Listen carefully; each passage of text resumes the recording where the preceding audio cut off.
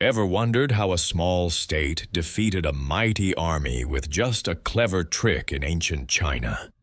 This legendary battle at Changshao between the state of Lu and the state of Qi holds the answer, and it gave birth to the famous Chinese idiom, Yi Gu Zuo Qi, which means to press forward with indomitable will in one vigorous effort. Right after Duke Huan of Qi appointed Guan as his prime minister, the news enraged Duke Zhuang of Lu. He regretted letting Guan go and began training troops to take revenge. Duke Huan, eager to prove his strength as the new ruler, ignored Guan advice to stabilize the state first. In 684 BC, he named Bao Shuya general and sent a large army to attack Lu, marching straight to Changshao. Furious at the invasion, Duke Zhuang of Lu asked his minister Shibo for a solution. Shibo recommended a talented commoner named Cao Gui, who was skilled in both literature and martial arts. When Shibo begged Cao Gui to serve the state, Cao Gui initially joked about nobles seeking help from a poor commoner, but he finally agreed for the sake of his country. Cao Gui asked Duke Zhuang what preparations he had made for the war. Only when the Duke said he had won the trust of his people did Cao Gui say, "This battle is winnable." He refused to share a fixed battle plan, saying, "War requires quick thinking. We must adapt to the moment." Duke Zhuang trusted him and made him the general, leading the Lu army to Changshao. The two armies faced each other across an open plain.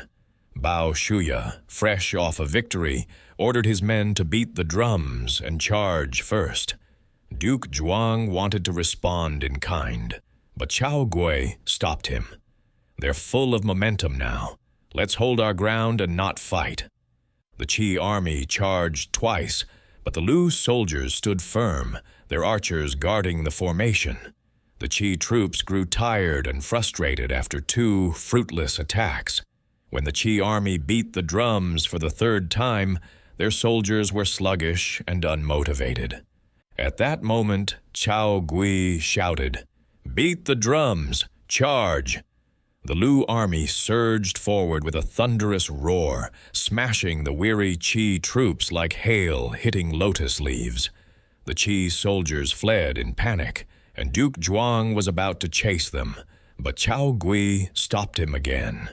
He got down to check the Qi army's wheel tracks, then climbed back to the chariot to scan the distance.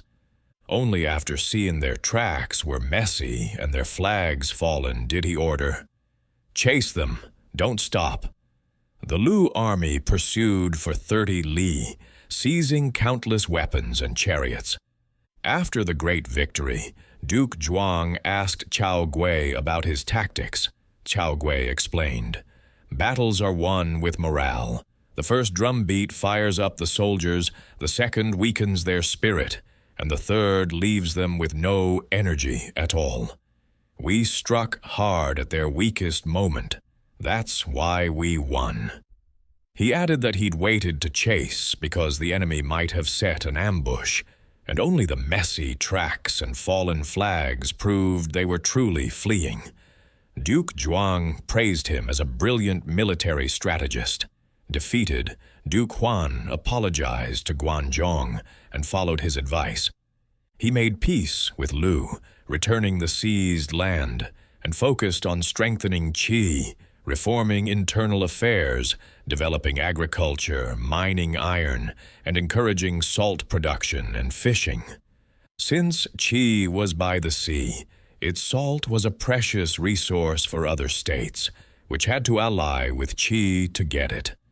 Before long, Qi annexed dozens of small states, and Duke Huan became the undisputed leader of the feudal lords, all thanks to learning his lesson from the battle at Changshao.